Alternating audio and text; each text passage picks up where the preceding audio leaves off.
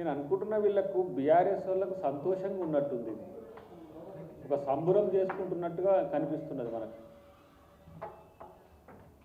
అనైతికము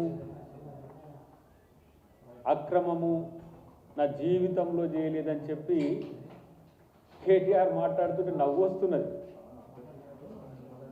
అనైతికం అక్రమానికి అడ్రస్సే BRS party, KCR కుటుంబం. నాకు అనిపిస్తుంది ఏంటంటే దొంగతనం చేసి తప్పులు చేసి ఇట్లా తప్పించుకోవచ్చని చెప్పి రెండు తెలుగు రాష్ట్రాలకే కాదు మొత్తం యావత్ భారతదేశానికి చెప్తున్న కుటుంబంగా నాకు కనబడుతున్నది. సిగ్గుండాలే కనీసం చెప్పుకోవడానికి.